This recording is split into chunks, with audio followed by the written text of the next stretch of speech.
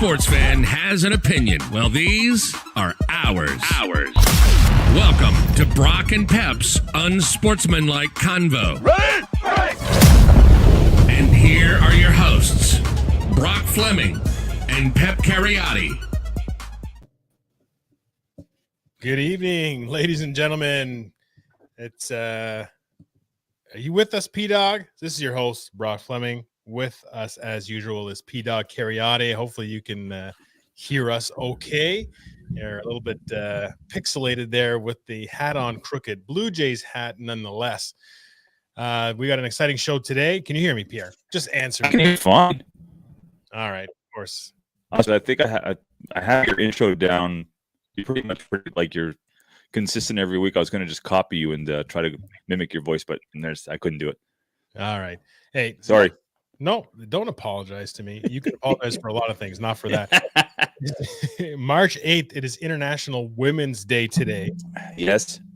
So as we're getting rolling really quickly, obviously I want to shout out. I think both of us have women in our lives that are really important to us, have done a lot for us, have done a lot for a lot of other people, one being my mother and your mother. So I want to give a quick shout out to both those young ladies and for all that they've done. And obviously that goes the same for producer Mike's mother as well.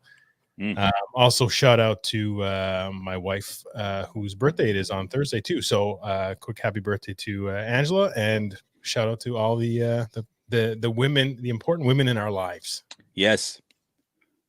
I can't add too much to that. That's pretty much, yeah, I mean, it's like Mother's Day, right? It's hard to want to celebrate your moms as often as you can, and this is just another opportunity to do that. So your mom and stepmom have been phenomenal people to me, and I feel like they're extended family, so I want to wish them a happy International Mother's Day too.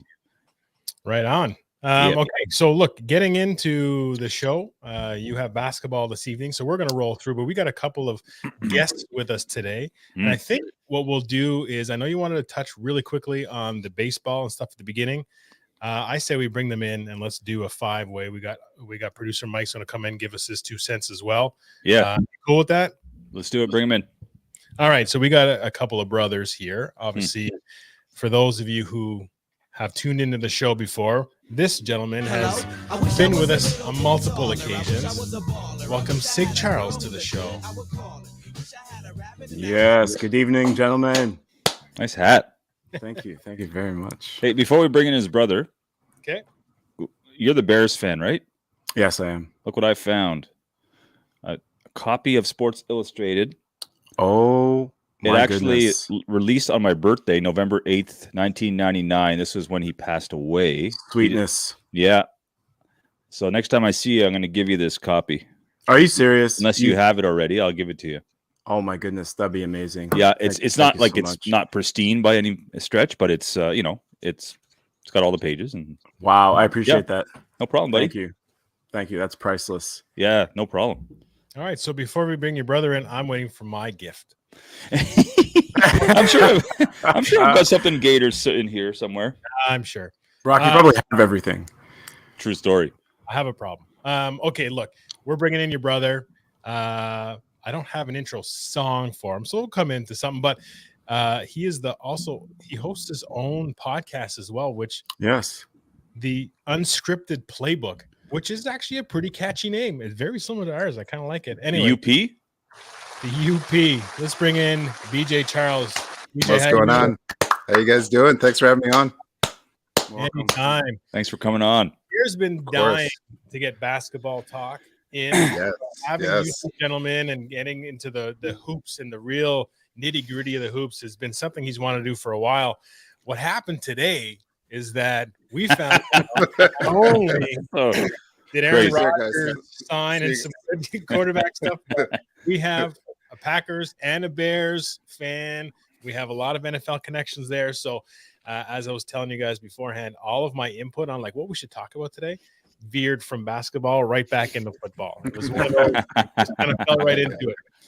Pierre, you want to start with some baseball. Why don't you start us off with that? Yeah. So the MLB, of course, is now setting a new deadline to get a full 162 games in, and that's tonight. So if an agreement isn't reached by midnight tonight, there will be no chance to have a full 162. On top of that, the last time they got to the bargaining table, I guess 3 items came up that was agreed upon, actually, surprisingly. And we'll talk about it a little bit. One was, what did I mention? The bases being bigger. And before we talk about that, that's just weird. The second one was a pitch clock, which I'm all for.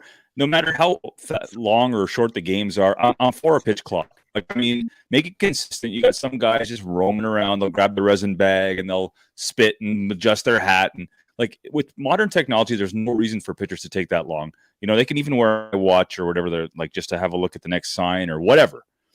It shouldn't take a minute and a half to in between pitches, as far as I'm concerned.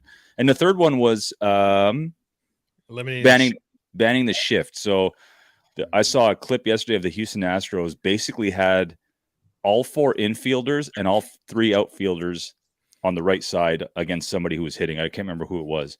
I don't care. Bunt it to third. You know, like, do what you got to do. It's not sexy. I don't know if the fans want to see 20 bunts to third every game, but, you know, until the defenses try to adjust. I mean, I just, how are you going to, and I'll ask this guy's question to the 3 of you here. How do you police banning a shift? I personally believe that you should become a better hitter and learn to hit the other way. How about that? Like, like you're a professional baseball player. Hit the ball the other way. It's not that difficult, right? It's not rocket science. Exactly. In everything, it's like saying, "Oh, we're going to ban the spread offense, or we're going to ban the goal line defense, just so we don't have too many people in the box and whatever." No, you adjust. You make those adjustments not only in your training, in your scheme, in your skill development. You have to adjust to those things, and there's nothing different than the shift. Yeah, I agree. It's like what you can't force a guy left. Or no, sorry, you're not allowed to force a guy left anymore. Yeah, that's a basketball thing, right? How do you police? Yeah, I don't think you do. How do you police it though? How do you police it if you're the umpire? Like, are there lines on the field saying, you know, you can only have one person in this box? Like, I don't understand how you police it. You probably have 2, like, again, the second base right down from home all the way through second. You have 2 infielders on the right side. You have 2 infielders on the left side of that second base. Now, maybe, you know, again, then you start, well, do you have 2 of them like right at the line? Like, does that count? Or do you have to be in certain sections of the base? Like, does the third baseman have to be within a certain vicinity of third base or what? But you're getting into some, I mean, if these are what the talks are related to of these nitty-gritty details, we're never having a season. I feel like when it comes down to rules like this, it's just deflection from what the actual dispute is about. Because if you're saying that they agreed to these already, or they agreed to these changes, then okay, so where's the standstill at this point? That's my question. And that's a fair question. And we don't know. I mean, if you're reading the tweets from the players, it's not promising from that end. And then you look at the owners and Rob Manfred and him working on his golf swing after a meeting and smiling. Like, I mean, what's going on, guys? Like, is it a clown show? It's a clown show. And you know, Brock, you've seen my posts on our webpage, on our Facebook page. Like, I'm not kidding. I'm so frustrated. I'm beyond frustrated because I'm a huge fan of baseball. And this sucks. Like, this really sucks. We're going through a world war.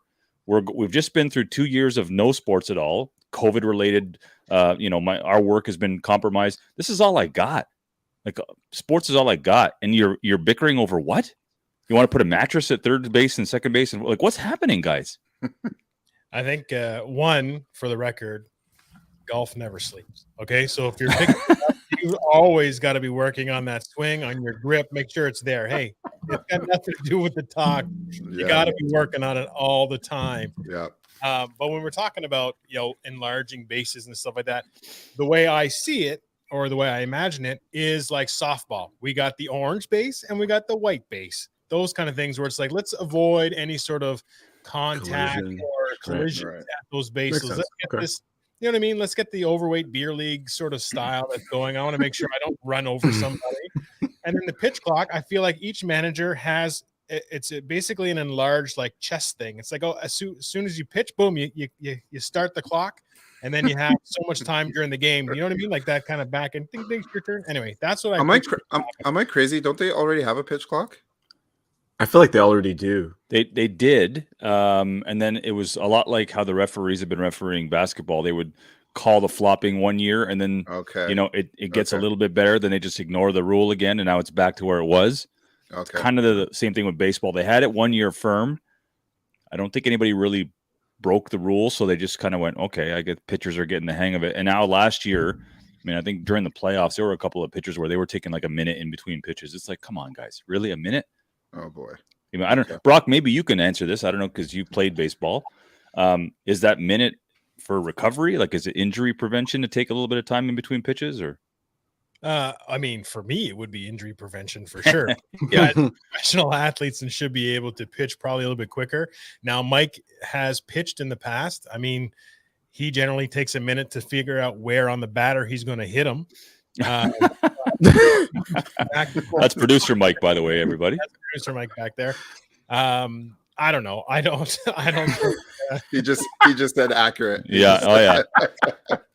Yeah. I don't think it's like a minute. I mean, come on. Like a minute is a lot to then throw a ball. I don't know. I think that's a little. Is it? And Brock, maybe another question. Is that like it's part of it mind games just to try to get the batter like off rhythm? I'd be annoyed. Totally. I'd be super annoyed. Yeah. Okay. You got to be. I mean, these hitters, like really.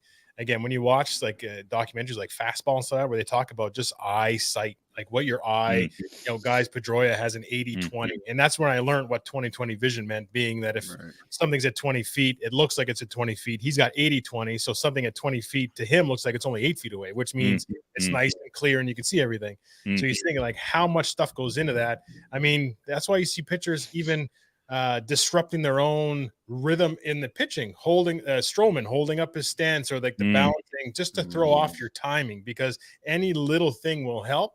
And those, I mean, pitchers know which batters are affected by longer waits and stuff too, and they will use that as part of that mind game thing too. No doubt. And you've got the opposites, other side of the spectrum, where you got guys like Mark Burley who pitched quickly.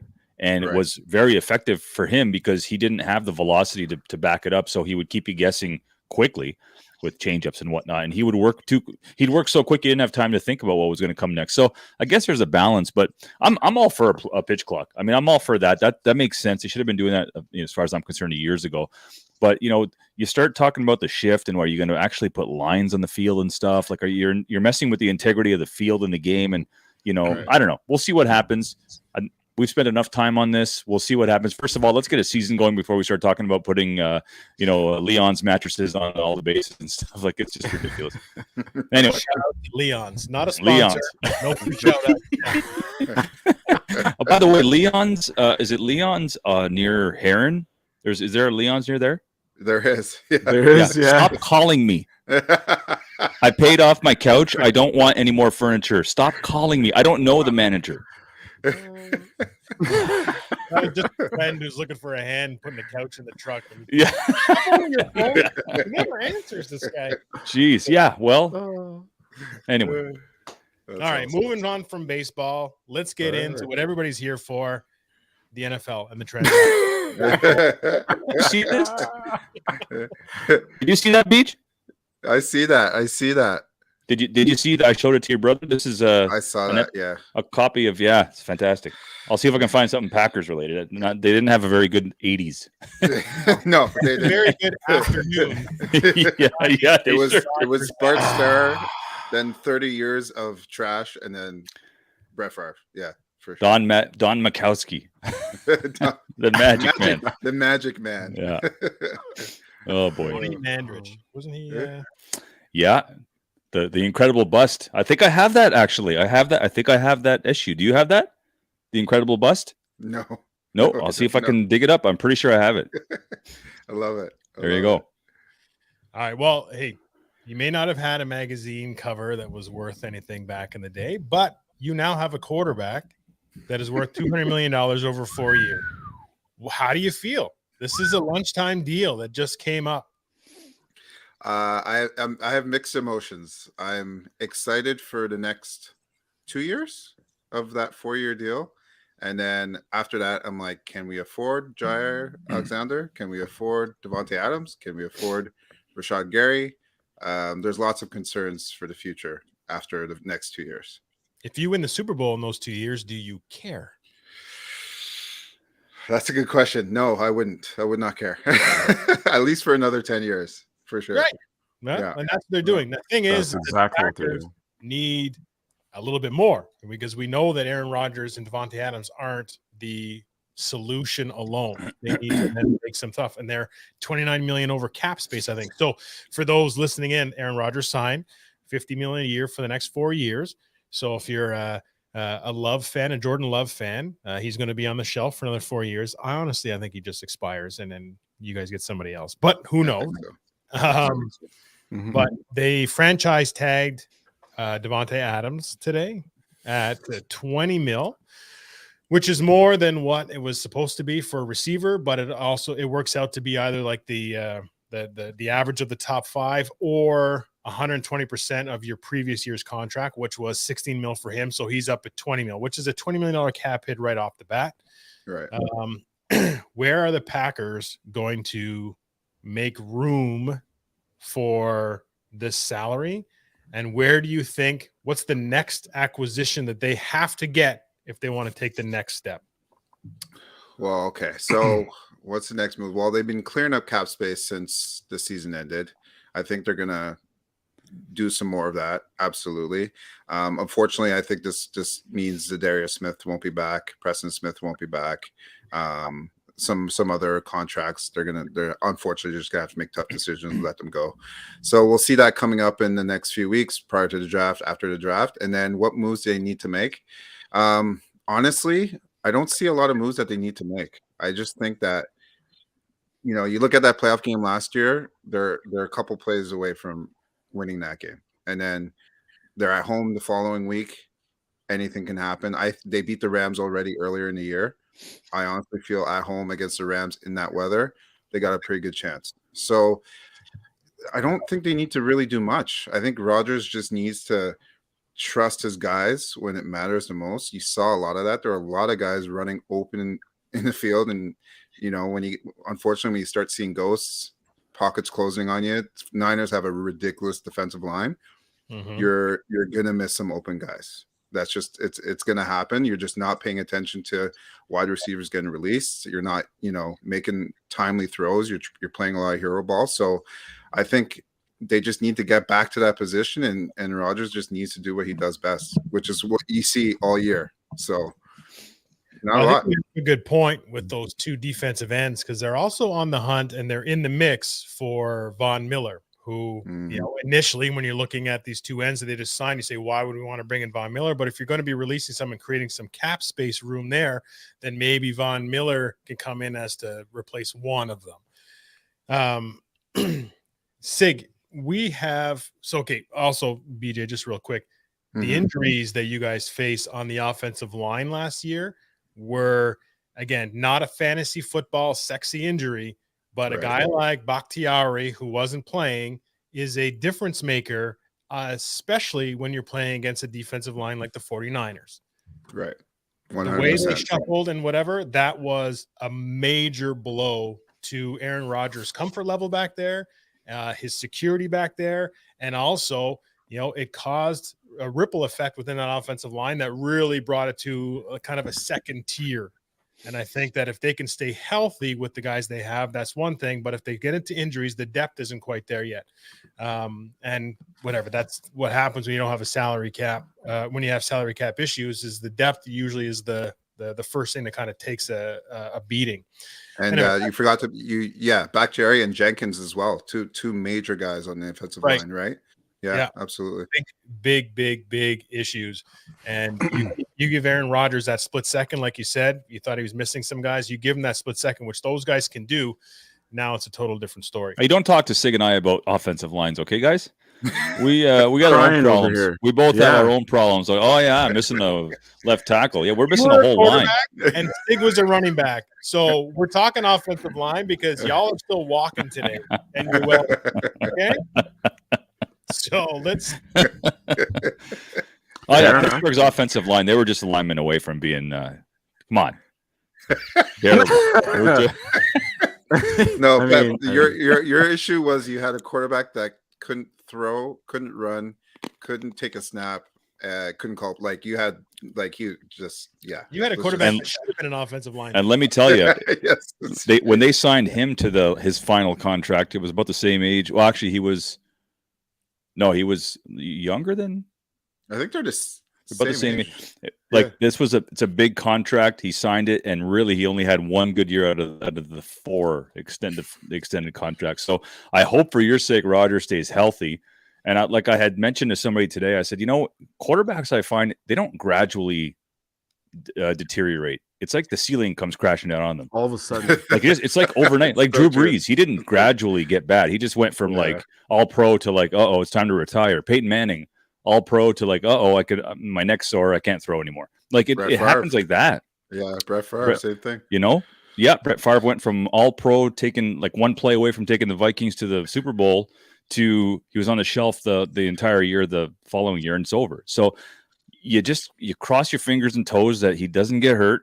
That Brock's right about, protect the guy, and you need some depth on the offensive line to withstand the injuries.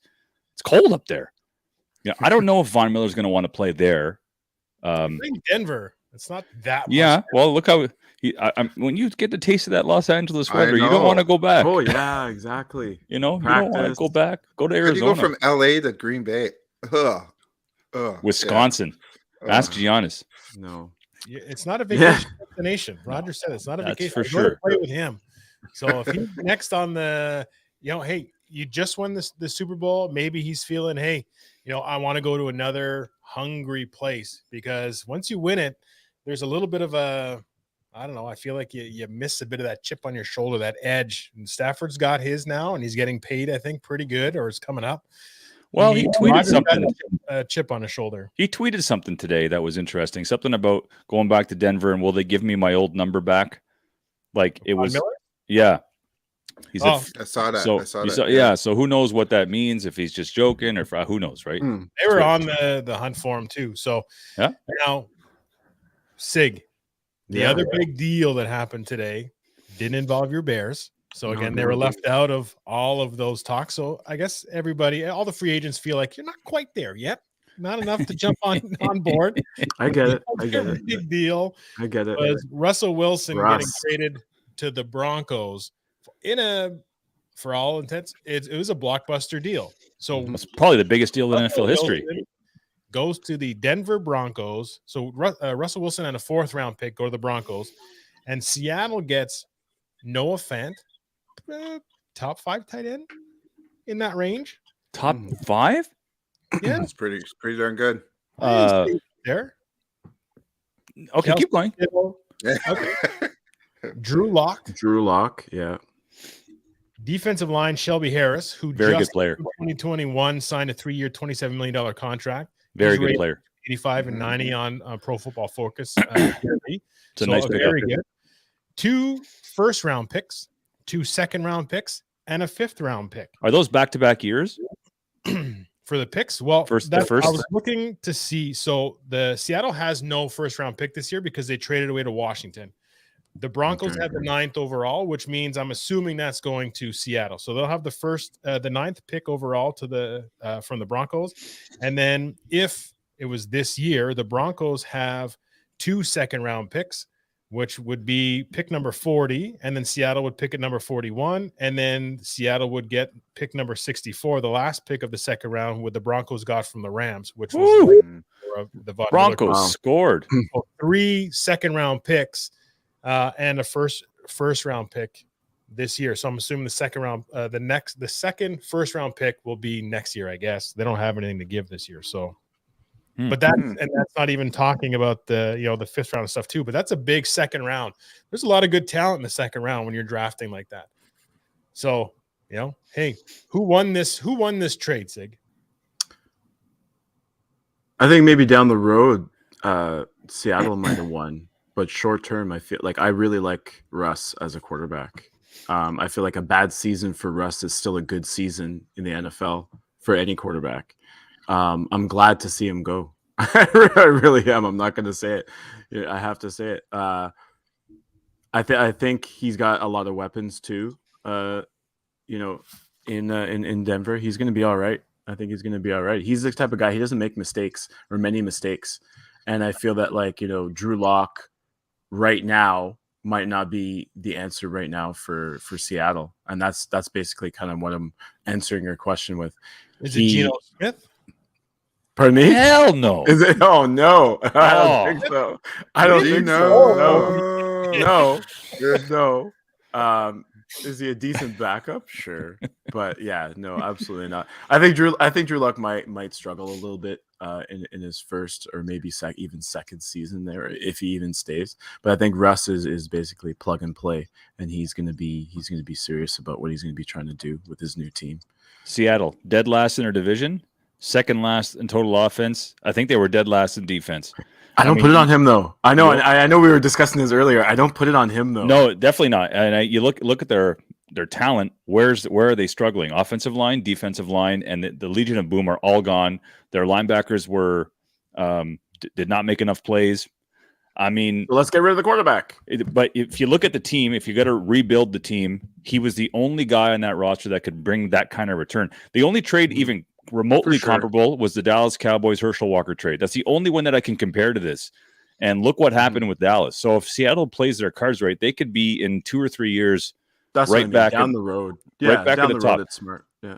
Drew Lock's not the answer, but he's going to get a chance. And he has some familiarity with Fant, and DK Metcalf to me is one of the best freakish athletes in the NFL. Oh, he's just going to be able to throw it up to him. Yeah. So I mean, there's some stuff there. I think Denver wins it now.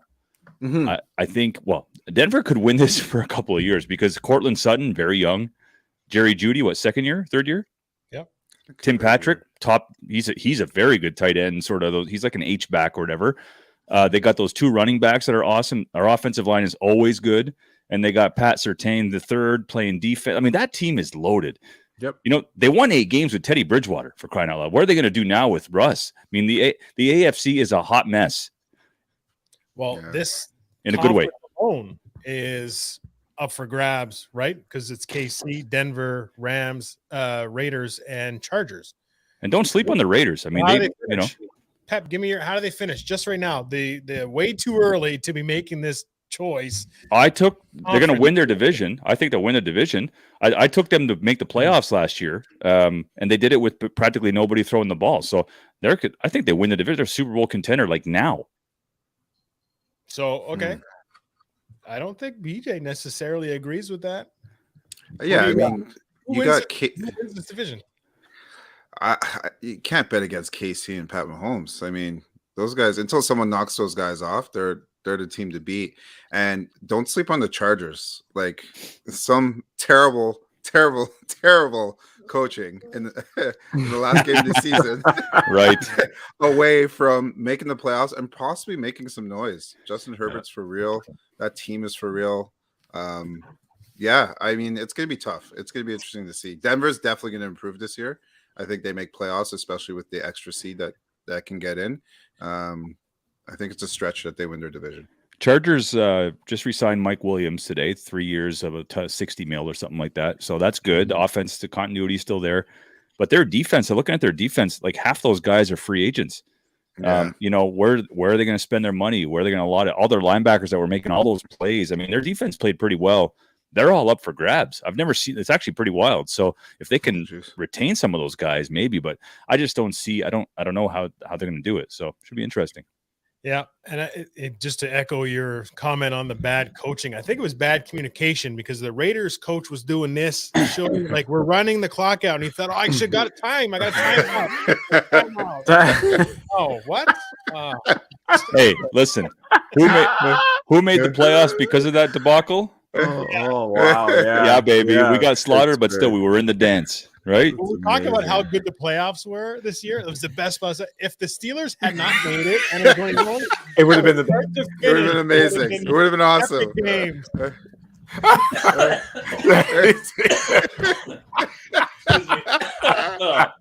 Yeah. Excuse me. Yeah. Oh, Sorry about that, boys. Tomlin was like, "All right, guys, here we go. We got a quarterback that can't throw. We got to run the ball 77 times down their throat." It's like they were thinking all year, the second half of the year, they were thinking, okay, he's gonna get us. He's Big Ben. He's gonna do his Big Ben thing, and we're gonna suddenly just pick it up. No, guys, none of those guys up front could block. None of them. None.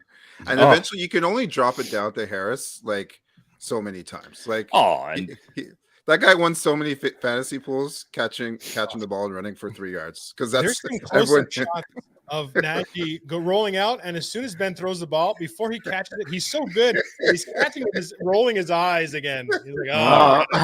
Well, meanwhile, there's like three guys just pounding on him because they know it's going to him. Well, that guy led the NFL in hits behind the line of scrimmage. Right. Like first hit, so, and he still was able to get all those yards. It's crazy. I mean, 3 years from now, you're going to be like, man, he's just not durable, that guy. Well, ask James Conner what it's like to run in behind that guy. Yeah, no kidding, eh?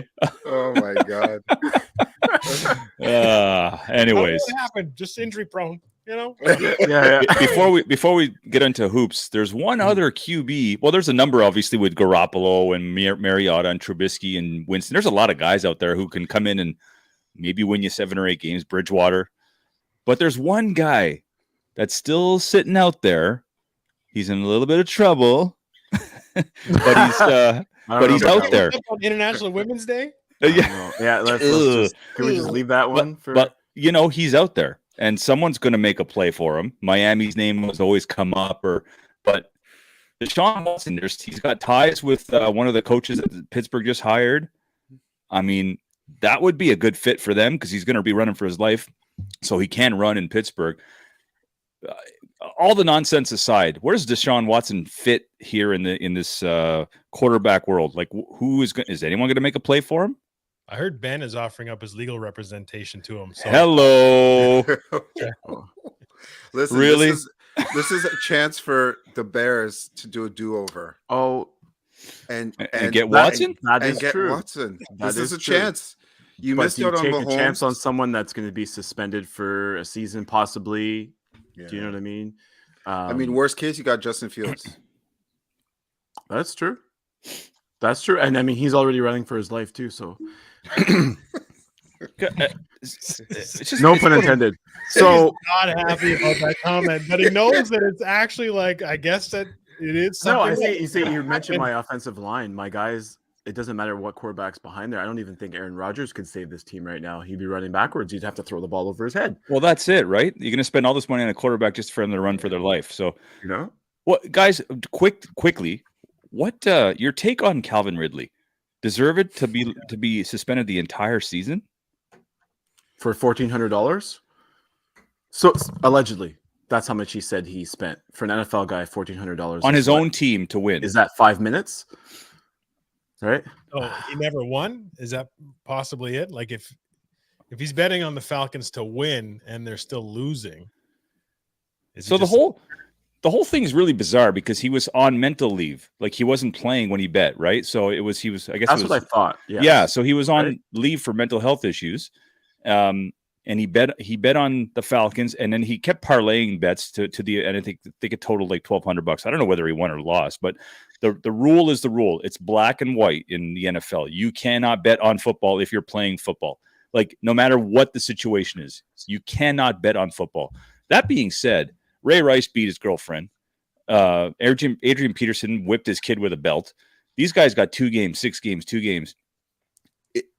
Does the penalty match the punishment in this situation in comparison to some of these guys? Well, let's bring on Pete Rose. Pete Rose, come tell us. Oh, don't get me started up. That guy deserves to be in the Hall of Fame. He does. Come on, it's robbery. Well, like what guys? Yeah. Okay, let's Beej quickly. What's it? Do you think he should be? I know the rule's the rule. Should he be suspended the entire season? I think. Okay, so you brought up really good points. The rules make no sense in the NFL, right? Rodgers lies about his vaccination status. He gets fined $15,000. CD Lamb has an untucked jersey and he gets fined $25,000. How does that make any sense? That's just absurd. So the rules make no sense in the NFL. However, the rule is the rule. You cannot bet on football. And it just looks so bad. It looks so bad, especially if you're betting, whether it's for your team or against your team. You have the inside scoop. You know who's playing. You know There's what's always going that on. question, right? There's always that question. Who are you the texting? integrity Yo, of you your playing play. today? You playing? Yo, like Patterson, you playing today? Because yo, I got a bet or like you just never know. You don't know what the conversation is. So I just it just looks bad, and I think you have to make a statement to be like, this cannot happen. This cannot happen, and unfortunately, it's the season. Statement made. Brock? Yeah. Again, I agree. Rules are rules.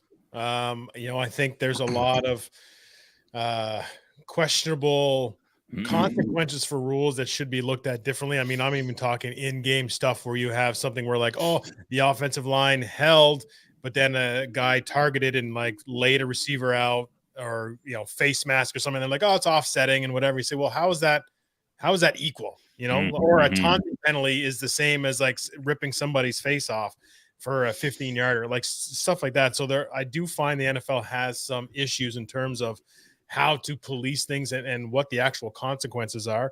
And you brought up exactly that situation of, the severity of actions in society versus how they're being reprimanded in the NFL dome bubble, whatever you want to call it, is completely different. So sometimes they seem to go by letter of the law, but they, I don't think in their rule book it says, you can't knock out your girlfriend in an elevator, so they're like, well, we don't have a stipulation for that. We're just going to kind of let it go and see what happens. So stuff like that. I think it's horrible, but I mean, the rule is the rule. You don't want to bet on anything. I don't even know if they're allowed to like fantasy football and stuff like that even. So you kind of want to, nowadays there's so much money on gambling outside from normal people like us that if there's even a sniff of that kind of stuff, now it becomes what's fixed, what's not, what's real, what's not. And we might be watching wrestling kind of thing. And it's a slippery slope. You know what I mean? Like really. Nice sweater, by the way. Sig? Yeah. Last call on this one? Yeah, I agree. The betting, it can go so deep with how much money is actually involved with what's going on and who knows about what information. And yeah, it ruins the integrity. At first, I'll be honest, I thought that it might have been a little bit harsh. But then after thinking about it, I'm like, it is really bad. And not only that too, like Brock mentioned, there's different rules in place. Yeah, some of them should be reviewed, probably taken out. Some are for fixed issues. And then some of them, they're just, by trial, what ends up happening that season. They're like, oh, we've never had that before. How do we react? So sometimes they're trying to show their muscle, flex their muscle. And then other times they're just like, okay, well, this is by the book. You know this. You should know better. Don't do this. So in this situation, if you think you're doing something wrong, you're doing something wrong if you're betting, if you're an NFL player. So one, you got to make an example. Two, there is something in the rule book. I don't know exactly what that rule is, exactly what the penalty is, but there's got to be something that does say, player cannot, do this. And this can be the penalty. Not that you're going to go and look at it, before you put your, $10 down or whatever it is, but you're kind of stupid if you know that this is your job. This is who you represent. But at this time you're going to, do something else to kind of make the league look bad. I feel bad for the Falcons. Like, how do you not just be like, hey, bud, go make the bet for me. Yeah. This is what I think, whatever. Like, that would suggest that he didn't know the rule. If that's the case, then that would suggest that he maybe was unaware of it. But I feel bad for the Falcons. I mean, that's, Matt Ryan is the biggest cap hit in the NFL. I did not realize that. I mean, it's sad. That's a sad state of affairs. They're in such cap dire straits that they have to go after these retreads like Cordarrelle Patterson, who they brought in last year. Those are the types of players they have to bring in. They can't afford to spend big money. They have to nail their draft and hope that they can bring in some retreads who can do what they got to do. It's a sad state in Atlanta if you're a Falcons fan, but it's speaking of Atlanta, Georgia. How about Ric Flair, baby? Woo! Woo! Woo! I love it. Anywho, all right. Why don't we get into look? I am going to be late from my basketball game, so that's just the way it's going to be today. Let's get into some hoops talk. And Brock, we're going to start talking. Are you guys ready for some hoops talk? Do we have even any hoops music?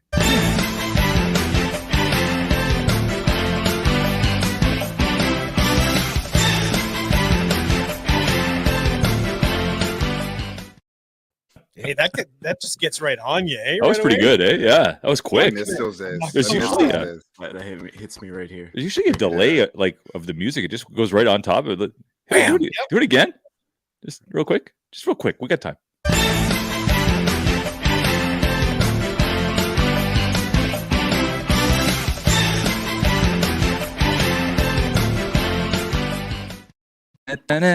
That's amazing. It's so good. It's so good. Pardon? Is that still a relevant theme song for the NBA? It's changed big time. You know what? I actually heard big Phoenix Suns fan with Barkley and those guys. That was around that time. NBA on NBC. I heard it the other day though. It might be YouTube. Might have been it might have been an ESPN game that was covering a college game. I did hear that music. It was awesome. Oh, okay. What? Really? They must have bought their rights. Interesting. Brock, I read an article this morning that Dirk Nowitzki was quite ill in the 2011 finals against the Miami Heat.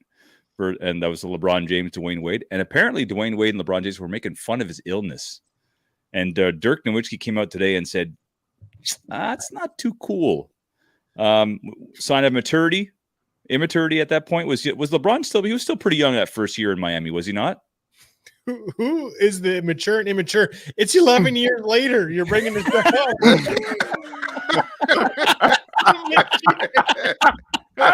She wanted me when I was sick. Oh my That's God. a good point. No. That's a good point. All right. Okay. Checkmate. I'm so confused. I was looking at my watch. I'm like, what year are we in? Like, he came There's out an today. I don't know. article on this. Someone wrote about it. I'm not sure what prompted him to come out with that, but I guess he just felt the need to talk about it. So we're going to talk today.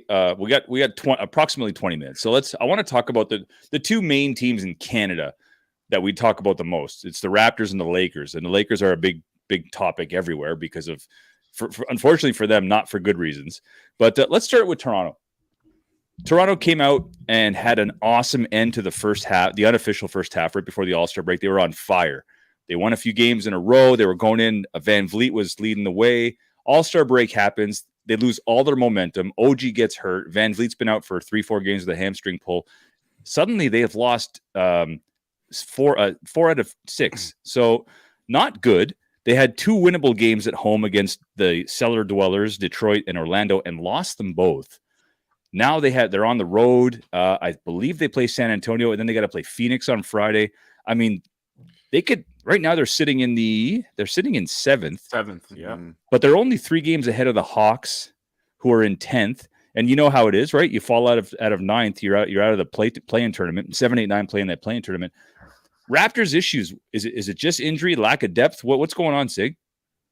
I think it's a bit of everything that you just said right there. They've got injuries. They haven't played with the same guys the entire second half.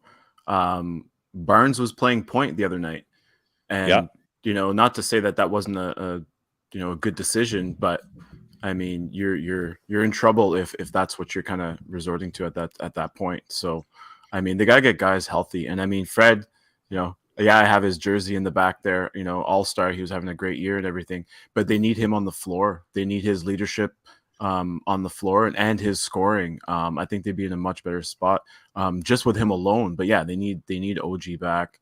They need him back. And they need a little bit more consistency from their guys on the bench. Beej, question for you, Beej. Mm-hmm. The situation with the trade deadline and them really only acquiring Thad Young. So they end up, in the grand scheme, they end up getting Thad Young and Precious Achiuwa for Kyle Lowry. That's how it ends up finally looking at the end of the day. I love Thad Young, older guy. He's not a 7-footer. You think he's 6'8", veteran guy, beloved around the league. But did they not do their roster service by not going out there and maybe making a play for Marvin Bagley or making a play for Miles Turner, some of these longer guys that can help under the rim? Because I don't know if you guys watched the last game, but Cleveland basically was like Shaquille O'Neal down low on them. I mean, Jared Allen had like 3 dunks in a row. Everybody was getting to the rim whenever they wanted. So is that a little bit on Masai? Is it on Webster? Or do you think they have a plan for next year and they're just sort of getting away with what they got this year? Yeah, I think it's a plan. They're waiting for the offseason this summer to land somebody big. And literally. I think yeah. Yeah, legit. Literally. I think it's a smart move. Like, you might be trading, because ideally you have to look at their situation this year. Do they have a realistic shot at making noise in the playoffs? The answer is no. Like, they just don't. So why sacrifice what you can do in the future for a quick move at the trade deadline? I think they made a smart move. Thaddeus Young's he's a journeyman, but really good role depth guy that can contribute to the team. So this summer, we'll see what happens. If they don't make a move this summer, then, that's another story. But I think they have plans. Was Thaddeus Young, was he a Gator? He might have been. I don't know. I know a few names there, and when they come up, I'm like, that reminds me. Anyway, fact checker Mike might be able to check that out. Might have been a Gator, yeah. But, I really liked, prior to everybody getting hurt, I really liked the development of Malachi Flynn. He's finally got some actual playing time, not just garbage time playing time. And he played well. Unfortunately, he got hurt. But, those 2 games that he was in, he showed well. He may have supplanted Danilo Benton as the backup PG. Benton, young guy, lots of talent. But this is a long season. This isn't college where they play, 30 games. This is an 80-game season. And some of these first-year guys, it catches up with them. I'm actually surprised Scotty Barnes is still playing at the level he's playing. Like he actually, I saw him on a fast break against Cleveland, and he almost flubbed the layup. It looked like he lost his leg. So, some of these guys, it starts to catch up with them after 50 games, let alone 80. So, your thoughts on Malachi's development and, Barnes, and how he's doing as a rookie? Sorry, me or Sig? Both. Let's go Sig first. Yeah, sure. Malachi, I feel like he started off hot and then he kind of cooled off. But then ever since Fred's been out, I've really liked the way that he's been playing. Of course, again, before he got hurt. But he was taking some big shots. He was doing a lot of the ball handling, and I thought he was doing a great job. Period, just running the team.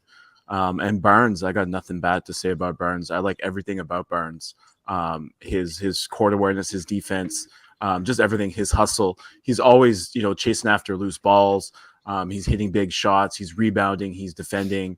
I like everything about these guys, these young guys, those 2 specifically. But yeah, Malachi, I wish he was able to, I wish he didn't get hurt and he was able to kind of continue the ride he was on right now, and then bring Fred back and continue contributing with those 2 guys. Beej, you like what you've seen from Barnes? Obviously, yeah, awesome. You knew what you were getting anytime you draft a kid out of Florida State, like those guys just compete, and like when Scotty Barnes got drafted, he was just going to come in and compete. That's what I love about him. I don't you look at the stats. Sure, yeah, he's going to put up some numbers here and there, but he competes every single night against the best players in the NBA, and you can't ask for more. They rely on him so heavily. Like, you'd think he was a 10-year vet, but when you watch him step play, up and play point guard, like just like that. Like, hey, you're going to be starting point. Oh, okay, let's do it. No fret in him whatsoever. He's played some center this year. Like, it's incredible what he's done as a rookie, as a flat out rookie. And I don't think people appreciate the fact that he's played every position. I talked about it early in the season. Brock and I had a conversation about basketball, and I said, this guy is Magic Johnson, like, as a rookie. This guy has court vision like Magic. He could play center. He could play point guard. He elite vision. I've been so impressed with him. But you're right. Like, it's clearly like, they need to take the pressure off him. He's a rookie. You got Pascal, you got OG, you got some of these guys have been there forever. Who I actually really liked recently, and his name was in trade talks, is because he's an unrestricted free agent, but Boucher's played quite well the last few games. Yeah, I like Boucher. Taking those big shots in the corner, like, not afraid to take the 3. He's never been afraid to take the 3, but more so lately. I've been pretty impressed with the fact that he's out there. He's on the offensive glass. Not a big guy, eh? He's a skinny little guy. He's active, though. He is so active. He's everywhere. So there's a guy whose name came up in trade talks with attached to Goran Dragic. Now they risk losing him for nothing. Do you think the Raptors re-sign Boucher? I think so. I mean, I mean, why wouldn't you? Like, he's a good depth guy. He doesn't really, he's not really doesn't sulk when he doesn't play much or complain about playing time. And when he plays, he just goes out there and works hard. Why wouldn't you sign him? I think they could sign him to a pretty decent deal as well. Sig? Yeah. Yeah, why not re-sign him? He's a hometown guy too, being Canadian. I think he's from Montreal. And not that would keep him, in Toronto, but I think it's just another kind of incentive. Plays well. I mean, I don't feel like he would cost them too much to re-sign. He's a vet. He's kind of proved himself, I feel, on the team. They got a lot of other pieces, that possibly could have been moved during that trade deadline, even though his name came up. So it'll really depend on the type of deal that they do, propose to get for him. Like I said, or like BJ says, if anything, it's going to be a big name that they'd be looking for. So his name might come up, and we know that Masai might, not even might, he would pull that trigger, having done that with DeRozan the first time. So I don't think he's untouchable, but I think they would re-sign him if they could. What is he? Is he a small forward? Is he a power forward? I think he's a tweener. He's a small forward, power forward. He's a mix of both. I think they list him at power forward, right? But he kind of plays a little bit of both. Yeah, he's an interesting cat. We need Bull. Hey, he's like he uses his slender body quite well, actually. Like, he actually gets in there, gets dirty, gets active for a guy who's basically half the size of everybody else on the court. He does such a good job of that. I just feel like he's going to command. Someone's going to pay him. Someone's going to offer him Bismack money. You think so? Bismack, yeah. He does more than Bismack does. He blocks some shots. He shoots. He can score a little bit. Yeah. And Charlotte paid a lot of money to get him to go back to. I mean, what's Bismack doing? Bismack is coming off the bench in Phoenix and doing a pretty good job. But actually, really, wow. I saw him on the. I thought Phoenix. He was like the third center on that squad right now. I saw him on the floor yesterday, or the Phoenix game. Phoenix played Milwaukee on the weekend. I saw him on the floor at the same time as JaVale McGee, and they were doing a number. So it just goes to show you the big lineup can still work in the NBA if you use those guys the right way. They were backing up DeAndre Ayton. I think they were missing a couple of guys that game, Chris Paul and Booker.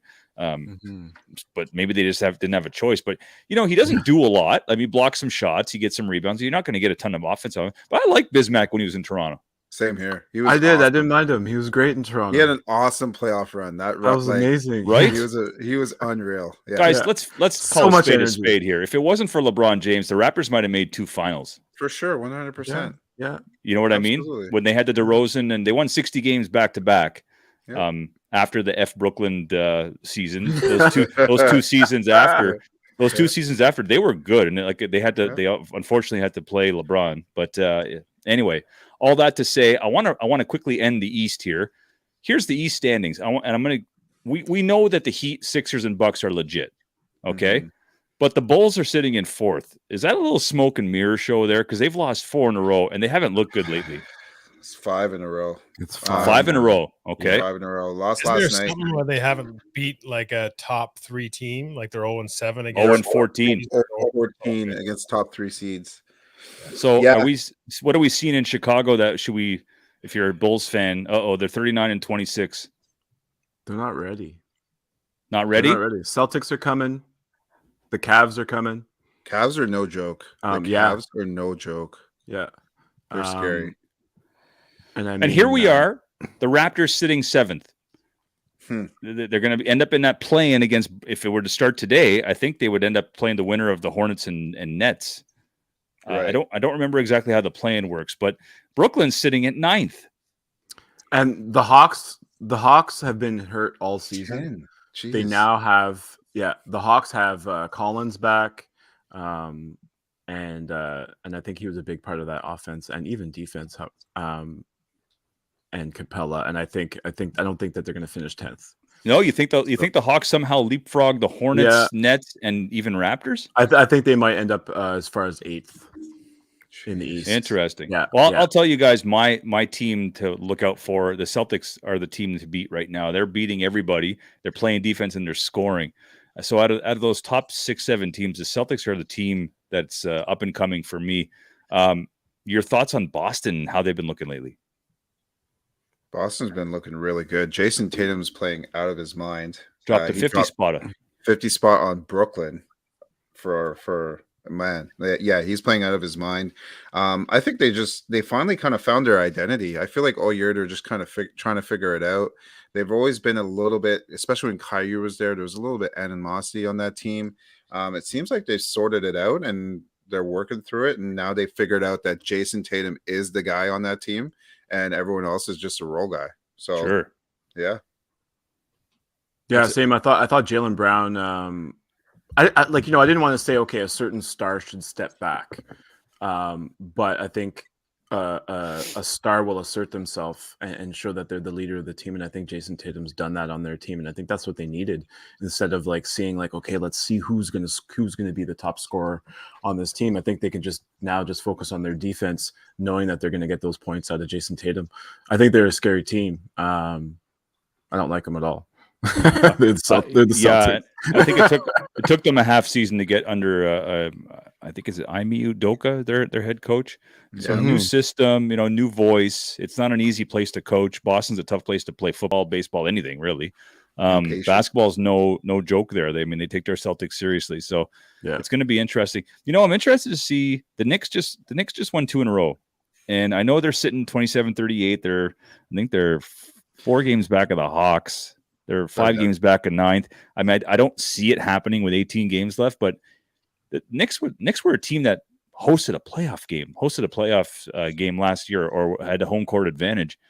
Like, do you see them making any kind of run here? I don't. Are they done? They're done. Especially like looking at how competitive the East is. Like Brooklyn is in 9. Crazy. Right now. Atlanta is in 10. It's just not happening. It's just not happening. Yeah. I mean, the Bulls and me and Sig are diehard Bulls fans. I'm just looking at the standings. The Bulls might drop to like 7 by the time this is all over. Yeah, I think they'll drop like even as low as possibly 9 if they keep it up. And they were in first. They were in first for a long time. They were in for first a while. Yeah. So, that Pacers team. I've always hated the Pacers too, but I think that they're dangerous with after that trade. I think they won the trade with Sacramento big time. Halliburton, they're matched up with Brogdon. Surprise! Sacramento gave him up in that deal. I'm really surprised. Yeah, big time. I think he's going to be a big star in the NBA. And I've always liked Brogdon's game on both ends, so I just think that's going to be a dangerous team. I who I really like are the Detroit Pistons. I know they're sitting 18-47. They're not even close to the playoffs, but in a year or two, if they can keep some of these guys, Cunningham's coming along. Yeah. Sadiq Bey, good player. They picked up Marvin Bagley. They got some pieces, man. That's a nice little team. And Dwayne Casey, I'm a big Dwayne Casey fan. I hope they keep it together because they finally look like they're playing some half decent basketball. We'll see what happens there, but I'm super interested to see what the Nets do. If Ben Simmons comes back, the Nets for me are the most complete team if Kyrie's actually playing. I mean, it's scary how good they could be with a guy 6'10" guy who plays like a guard who doesn't need the ball. I mean, he's the perfect fit. Perfect fit. That being said, my favorite in the East to come out of the East is Philly. You like Philly? I don't like Philly, but they're just balanced attack. Is that because of the move to get Harden? That's what the move to get Harden totally. I mean, they were already a favorite. That move to get Harden just put them over the top. I mean, they got Tyrese Maxey, young guy at point guard. They got Thibault, who plays defense. Then you got your Tobias Harris, who can score. You got James Harden, who's all world. And then you got Joel Embiid, who's probably the MVP. That's probably the most perfect starting 5 in the East. Like, they're just so well balanced. It's pretty tough. Pretty tough. I can't rely on James Harden. That's the only reason why I'm not going to say the Sixers. I like Miami. I like how balanced they are. And I look at their team 2 years ago from the bubble that didn't win. And I'm like, now they add Kyle Lowry. You had, Hero with a couple more years under his belt. You got Anderson with a couple more years under his belt. Butler's scary. Ben is scary. They got all these shooters all of a sudden. This guy Vincent I saw the other night. I don't even know where he's from. Where did he come from? You notice these guys? Where did he come Everybody from? shoots on that team. Right. So they scare me. They're well coached. I think that's, and it's obviously easy to say because they're the number 1 seed right now, but Yeah. all year they're just tough to beat. They're just so tough to beat, and they compete. Okay, my jackass brother took everything out of my mouth there that I was going to say about Miami.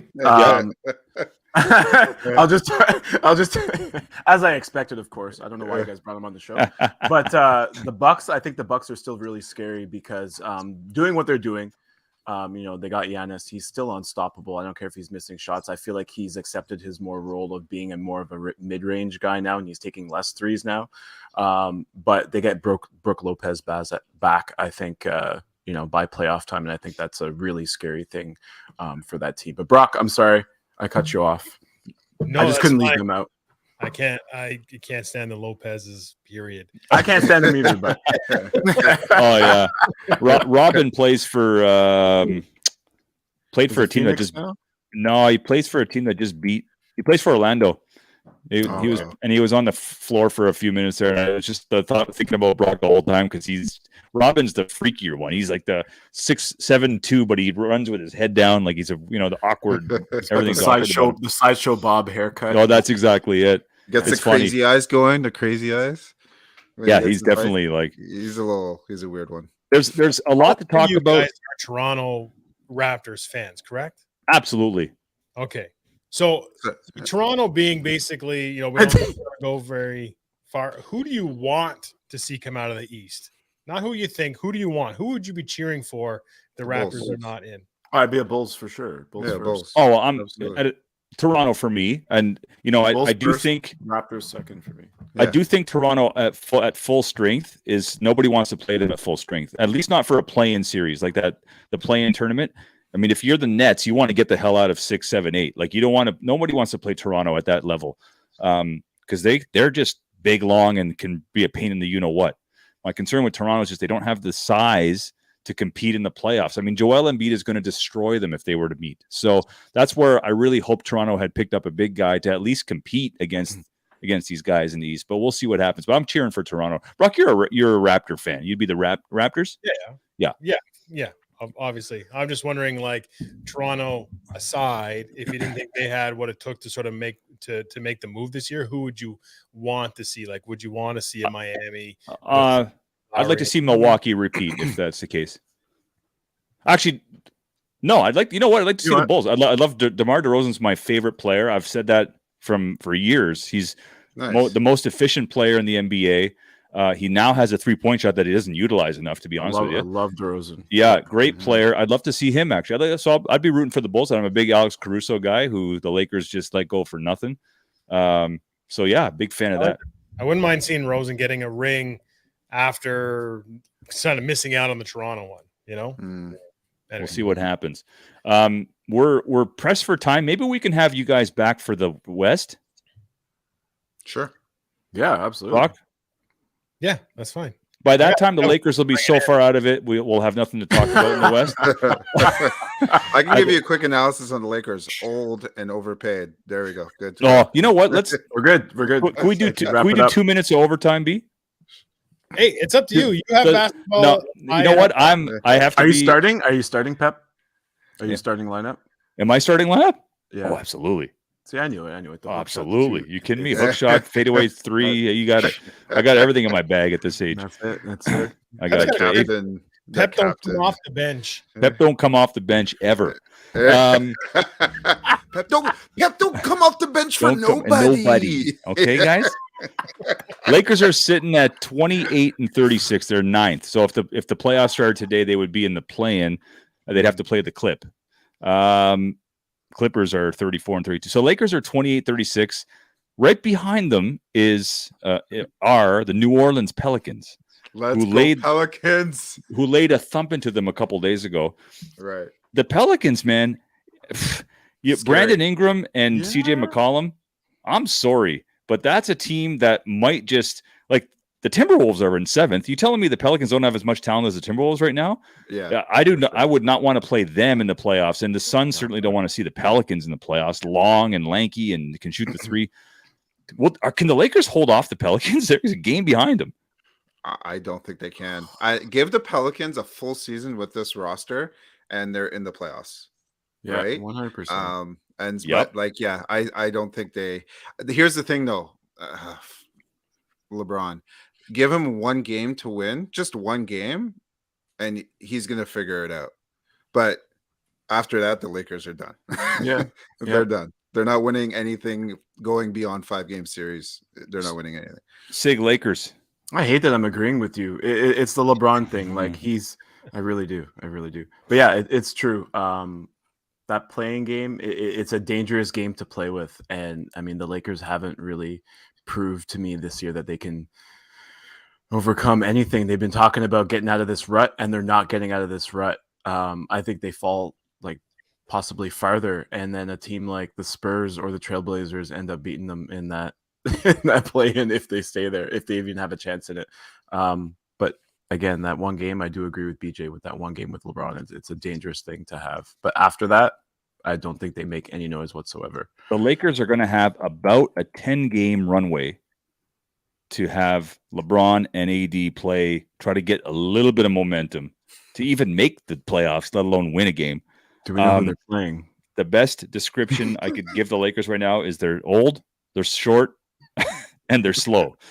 I mean, it's the worst possible roster, and there's a lot of blame. We could blame LeBron for getting his guys. We can blame Rob Pelinka for just acquiescing to LeBron. We can blame Jeannie Buss because whatever, she's married to Phil Jackson, and he's in her ear telling them what to do. Look, some of this is on Phil, boys. I'll tell you that right now. He's in their ear.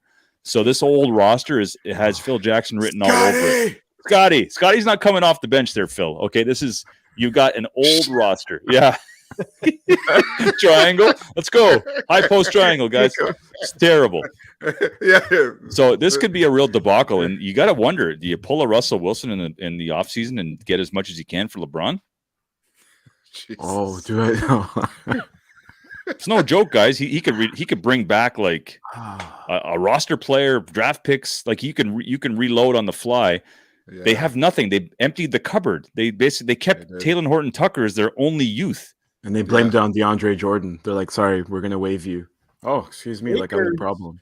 Need to educate LeBron on putting on like social parties that appeal to the younger basketball players. 100%. Seriously. Younger ones, and then he can bring them over because he brings his buddies over and guys he wants to play with, but they're all old too. So you got to like, how do you reconnect? Spray on that hair to fill out the spots. Yeah, he shaved his head.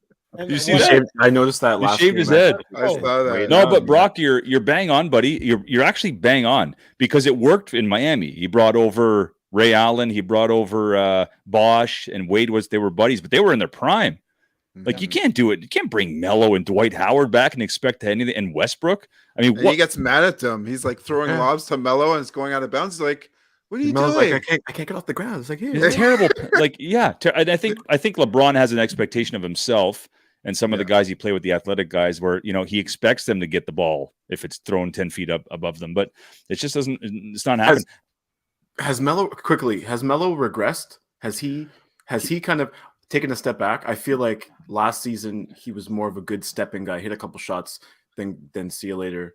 And now it's just like he's non-existent. Is it more the team that's reflecting, and he just doesn't get that same time and that shine? Melo's playing great. Melo's playing great. I mean, I don't know what his numbers are, but he comes off the bench, he hits the three. They're doing everything they're asking of him, but he's 40 or whatever. Like what he's like Monk is their only chance right now. Yeah, and Kendrick Nunn, who hasn't played a game due to injury, but that's all they have youth wise. Losing Caruso was just like, I mean, that was devastating for them. He was a real big piece to them. But like Melo's doing everything what are you going to do? Like, what's he supposed to do? You brought me in here to do what? You want me to play 30 minutes a game? I'm 40. No, like Melo's the perfect YMCA basketball player. Melo is YMCA for sure. Sorry, Brock? Like, what were you saying, Brock? Sorry. Oh, I was just gonna say, like, LeBron's already talking about playing with his son. Does Melo and all those other people have sons the same age? Like, is it just gonna be like that's why? I don't know, man. That's how they bring the youth, and it's the old man and his son, and they just do that with the. Yeah, that would work. You know what's crazy? We haven't even talked about Westbrook, the poor guy. I mean, I say poor guy because it's not his fault. he is what he is. He's a turnover machine. Did you not see him last year in Washington? Did you not see him in Houston? He turns the ball over like crazy. Let's be honest. He's in his own head. He's in his own head. He's not the player he was in OKC. He's not a player. He can't play above the rim anymore. He never was a good 3-point shooter, and he's gotten worse. So, I mean, this whole situation, they set him up to fail. Yeah. I mean, Westbrook has forever, and I've told Sig this forever, and we've always agreed on this. He's never actually known how to play basketball. No. He's one speed Johnny. One speed. He's always relied on his athleticism. And this is about the time where you start to see it, where he's like, okay, I can't get to the hoop. I'm in trouble. Selling for jumpers, selling for threes. Let me put this off the backboard. Yeah. Air horn, Brock. That is a money take right there. That is an absolute one. And I thought, you know what, 10 years ago, I said the exact same thing about him and Derrick Rose. I said, when those guys lose their the athleticism and the freakish way they play basketball, like at one speed, which one of these guys is going to adjust and maybe create, like you develop a jump shot, you develop a playmaking ability. And Derrick Rose did. Derrick Rose has. Derrick Rose had coming off injury. 100%. Completely changed his game. Westbrook hasn't. No.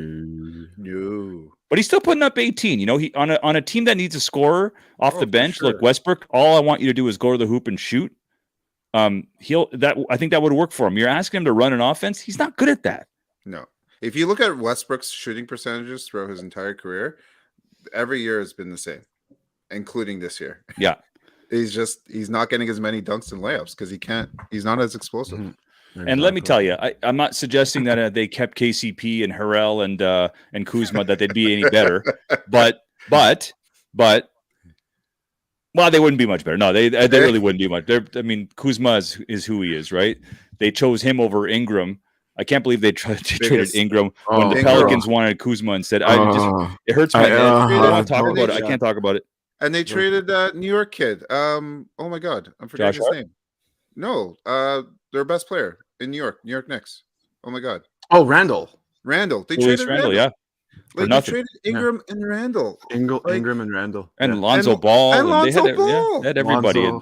They got nothing to show for it except LeBron and some of his buds. I mean, it's actually quite sad. I mean, they got one title, but can you imagine if they had those three guys right now and D-Russ and like, geez. It's crazy. D'Angelo Russell, of course, crazy. Yeah. Real quick cap of the West. The Suns are sitting in for Suns have the best record in the NBA. They're 51-13. That's Brock's sort of de facto team because of Charles Barkley. Now, without looking at the TV or the screen or anything, who do you think's sitting at number 2?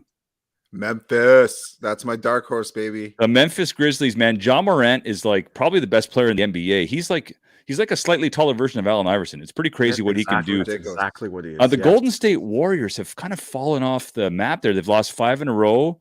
Klay Thompson doesn't look himself. Draymond Green, his injury is bad. Yeah. They're not talking about it. His back injury is bad. He may not be back. Do the Warriors have anything? They're sitting at 43-22 at third. I mean, they ended up playing the Nuggets if the playoffs started today. Ooh. If you don't have Draymond, and I'm not the biggest Draymond, but the guy does everything for that team, and he defends the other best offensive player. If you don't have Draymond, that's going to be tough to overcome. That might be a first-round upset. Yeah. Yeah, I think they're also still trying to find out what their identity is as a team. You know, with Klay back, you know, all those guys are getting a lot of time, a lot of shots, and now that Klay comes back in, not that that's a bad thing. Don't get me wrong; he's one of the best shooters in the game. You know, next to Steph. But when you're still trying to, you know, figure yourselves out as a team, get a win, and then also get this guy back into rhythm, which is something that has to happen. They need that superstar Klay. They need that Klay that, you know, feels that he should have been in the top 75 players. That's the Klay that they need along with Steph. And to get him back there, you know, figuring out, you said 10 games. Is it 10 games? Like that's about 18 games. 18 games total. Okay. Yeah. 80s. Yeah. Yeah. That's a short amount of time to kind of figure out who you are and, you know, what you're going to do in the playoffs. And yeah, they're slipping. They got some pieces though, man. Jonathan Kuminga's a nice player. He's only 19. Yep. Jordan Poole. Pool's amazing. There's some Wiggins playing great basketball. Gary Payton. Wiggins is playing his best basketball. Yep. Gary Payton too. Sorry, Wiseman. We're forgetting about Wiseman as well. Wiseman should be coming back, right? Yeah. He's coming back. Is he back this year? I don't know. I think he's in the G League. Yes, that's G League right. action. That's right. Getting some run in the That's G right. League. He'll be a nice piece to add for sure. So he'll be back, right? So he's obviously been cleared. So there's still They'll be an dangerous, interesting team. but Again, the Utah sitting fourth, and not much to talk about with Utah. They're just a boring defensive team as far as I'm concerned. The Dallas Mavericks have come on. Luka's playing some incredible basketball. I still don't like his surrounding cast, but I mean, they're making it work there. The Nuggets are sixth, dangerous team. And then we got the Timberwolves 7, Clippers 8, and Lakers 9. Amazingly, the Clippers are still in this. No Kawhi. I mean, I feel like Kawhi just quit. Is Kawhi just gone? Is he out of here? He's done. I don't know, man. Like, what's up with Kawhi? I just think he's one of those guys. Like, it's a different league now, right? Everyone's looking out for themselves and their longevity.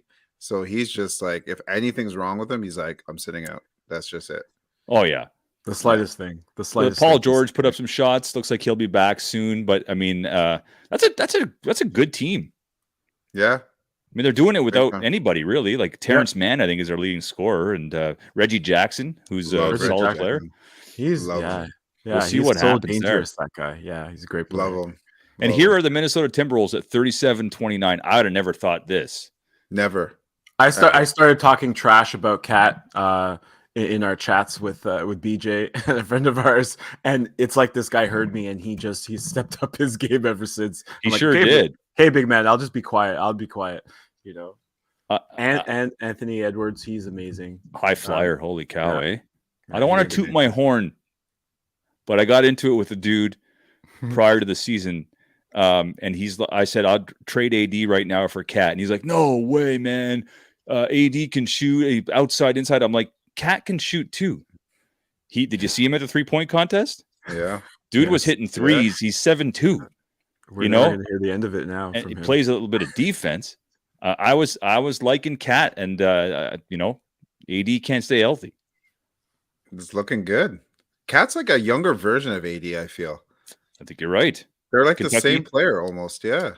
Yeah, that's true. Maybe not as athletic necessarily, like doesn't have the long strides and all that, but I mean, he's a nice player. Anyway, all that to say, the West is interesting. The Suns are the team to beat. The Grizzlies are good, but the rest are kind of mishmash. Mm-hmm. Who's got the better conference? Let's end the show with this. Who's the better conference, the East or the West? Not better teams, but overall better conference. I'm gonna go East. I'll say East. I'm gonna go East because I gotta look at it and say Brooklyn's a 9, and they're way better than the Lakers are. Yeah, I'm gonna go East for sure. Sig? Yeah. Again, I mean, what are the standings overall? Yeah, I'll agree. East on that one too. I think the overall teams, I'll go East, but the best players, individual players, sit in the West as far as I'm concerned. Like, you got your John Morants and you got your Currys, and LeBron's 9th. I mean, tough conference if your LeBron team is 9th. It's pretty impressive conference. Yeah. I agree. Better players in the West, but better teams in the East. Yeah. Yes. Good point, Pep. Sound the horn. That was a good take there. Where is it? I love that. I love that. That's good. Boys, what can I say? I'm. What's that, sorry, bro? The Suns are first in the West, and Bryant Reeves and the Grizzlies are second. Bryant Reeves. You know what? They're still talking about big countries. His contract was the worst ever in the NBA. I read that the other day. Out of all the bad contracts out there, he gets such a bad rap. The guy was like 25-10 in his second year in Vancouver. I mean, that's 25-10, man. In a league that had Elijah Wan. Like, pardon me? For who? A bad contract, bad for who? A Jamarcus Russell contract could be bad for some people, not for Jamarcus Russell. You know what I mean? Oh, he might be the Jamarcus Russell of basketball, actually. I wouldn't go there. I thought Big Country did the best he could, Yeah. Right. What are you gonna do? Yeah. All right, look, we appreciate your time. I put it in the chat already. I think Pep is bailing on his basketball tonight. No, I'm gonna go. What time is it? He's hoping that his team is I'll down be late. 30, so he has no excuse but to launch threes for the exactly. Look, we appreciate you guys coming on. Also, check out BJ's podcast, Unscripted Playbook. On where can you find it? Everywhere. You can find it on Instagram. We got our link on there. Talk all sports, spontaneous, lots of fun. Check it out for everybody. Right on. And we are going to go out. I'm going to leave it with you guys and see if either of you guys can pick up who this band is. The RBC Blues Fest is back on this year after taking a hiatus for a couple of years of COVID. It's obviously not Rage Against the Machine because this is a family radio station, but we're going to go out to an old band from back when I used to watch basketball. I like it. Any of you guys know this band?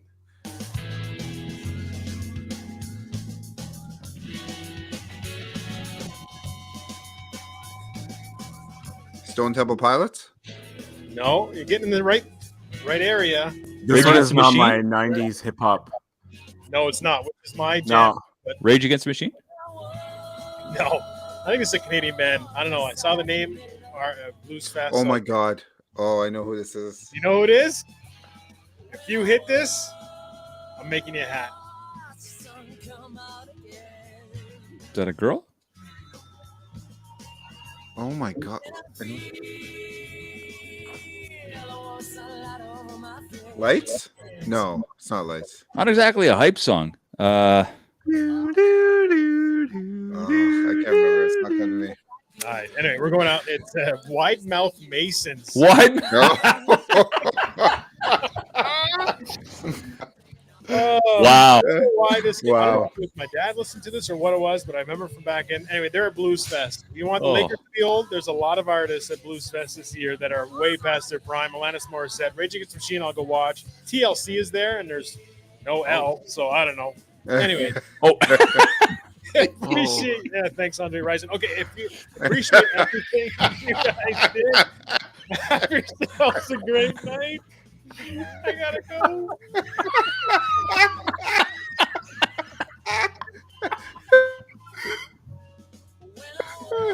Oh my God.